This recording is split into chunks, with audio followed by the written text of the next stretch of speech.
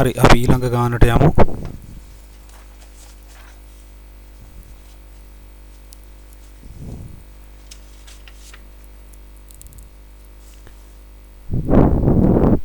ලී කුට්ටියක් උණ්ඩයක් ලී ඝනයක් තුලට ප්‍රක්ෂේපණය කරනු ලැබේ.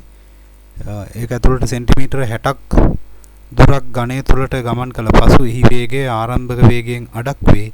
උණ්ඩය නිශ්චල වන්නේ ලී කුට්ටිය ඝනය තුලට තව කොච්චර දුරක් ගමන් කළාමද කියලා අහනවා. එතකොට මේකෙදි ගන්න දෙන්නේ ත්වරණය ඒකාකාරයි කියලා තමයි උපකල්පනය කරන්න වෙනවා. මොකද එකම ගානට ඝනකම තියෙන ලී කුට්ටි නෑනේ. ලී කුට්ටි වල තැන් තැන් වල එක එක ඝනකමනේ තියෙන්නේ. එතකොට ත්වරණයත් මන්දනය වෙනස් වෙනවා. නමුත් මෙතනදී අපිට සලකන්න වෙනවා ඒකාකාර ලී කුට්ටියක් කියලා.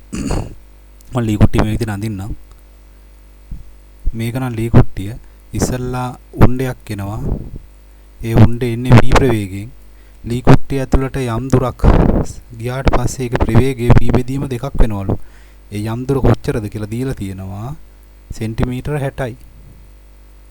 ඔව් සෙන්ටිමීටර 60යි. ඒ කියන්නේ මීටර නම් 0.6යි මීටර. මේක තව කොච්චර දුරක් ගියාට පස්සේද නිසල වෙන්නේ කියලා තමයි අහන්නේ. ඒතකොට මේ ගමන පුරාවටම අපිට මේ මන්දනේ ඒකාකාරයි කියලා සලකන්න වෙනවා. එහෙනම් අවසාන ආරම්භක ප්‍රවේගය දන්නවා, අවසාන ප්‍රවේගය දන්නවා, දුර දන්නවා, මන්දනේ හොයාගන්න තියෙන්නේ. මොකද්ද දාන්න තියෙන සමීකරණේ? v වර්ග සමානයි u වර්ග ධන 2as දාන්න තියෙන්නේ. එතකොට බලන්න v වර්ග කියන්නේ අවසාන ප්‍රවේගයනේ. v බෙදීම 2යි. එහෙනම් v බෙදීම 2 වර්ගය.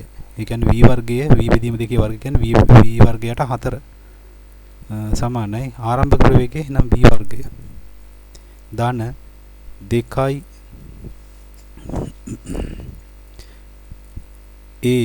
s කියන්නේ 0.6යි.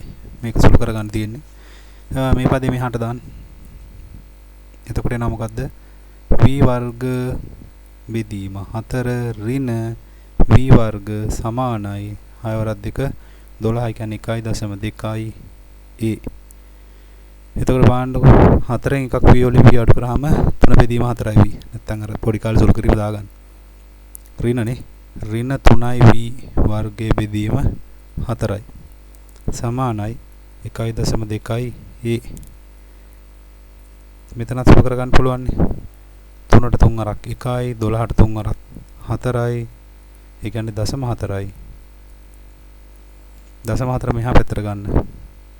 එතකොට එනවා v වර්ග බෙදීම 4 වරක් 4 16යි කියන්නේ 1.6යි නේ. දශම ස්ථාන එකක් තියෙන හින්දා. ඒ කියන්නේ 1.6 v වර්ග බෙදීම 1.6 සමානයි a කියලා එන උත්තරේ. දැන් ඒ දන්නවා අපිට. ඒ දන්නවනම් අපිට පුළුවන් මෙතන ඉඳලා මෙතෙන්ට සම්පූර්ණම දාලා ඒකේ 0.6න් අඩු කරගන්නත් පුළුවන්. එහෙම නැත්නම් මේ කැලලට විතරක් දාන්නත් පුළුවන් v බෙදීම දෙකේ ප්‍රවේගය දාන්න හින්දා. ওই දෙකටම ඕන නම් හදන්න පුළුවන්. අවශ්‍ය නම් දෙකම විදිහටම හදලා පෙන්නන්න. මම දැන් මේ කැලලට විතරක් දාන්න. ඒතර මේ කැලලට දෙවන කොටසට v වර්ග සමානයි u වර්ග ධන 2as දානවා. අවසාන ප්‍රවේගය මෙතන බිඳුවක් වෙනවනේ. එහෙනම් v වර්ගේ බිඳුවයි. දැන් මේක මන්දනයක් නෙනේ. මේ ඍණනේ. එහෙනම් මෙතන මන්ද ඍණ දාගන්න ඕනේ. වරට ගාන වැරදෙනවා. u වර්ග කියන්නේ මෙතන ප්‍රවේගය. v බෙදීම 2 වර්ගය කියන්නේ 4යිනේ. v වර්ගයේ බෙදීම 4යි. ඒතකොට මෙතන මන්දනයක් නිසා ඍණ දාන්න ඕනේ. නැත්තම් මන් ධන 2යි a කියන්නේ ඍණ v වර්ගයට 1.6 s තමයි අපට ඕනේ. මේ කොච්චර දුරකින්ද මේක නිසල වෙන්නේ කියලා. මේ පදේ ඍණ වෙන මෙතන ඍණ නිසා මේක මෙහාට දාන්න. එතකොට v වර්ග බෙදීම 4 සමානයි 2යි v වර්ගය යට 1.6යි s. v වර්ගයට v වර්ගය සුළු වෙලා යනවා.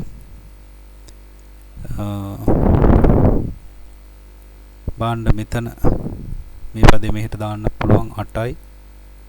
එහෙම නැත්තම් මම මෙහෙම කරන්න. මේක 16 නේ තියෙන්නේ. 16ට මම 10 රින් එකක් ගන්නවා මෙතන. 10 රින් එකක් කරන් 10 උඩට දාන්න. එතකොට එනවා මට මෙහෙම 1 යට 4 සමානයි මේ 10 රින් එකක් කරලා රින් එක උඩට දැම්මා. එතකොට ඒ කියන්නේ මේ 16 කියන එක මම ලියනවා 1.6 කියන එක මම ලියනවා 16 වැඩි කිරීම 10 1 කියලා. 10 1 ගන්නවා උඩට. එතකොට ඒක 10 ධන 1 වෙනවනේ. එතකොට උඩ තියෙන්නේ 2 වැඩි කිරීම 10යි s යට තියෙන්නේ 16. දෙවරක් 1යි දෙවරක් 8යි. හතරවරක් 1යි හතරවරක් 2යි. එතකොට මෙහෙට දෙවරක් 1යි දෙවරක් 5යි. එහෙනම් අන්තිමේ ඉතුරු වෙන්නේ මේ පැත්තේ 1 සමානයි 5යි s නේ.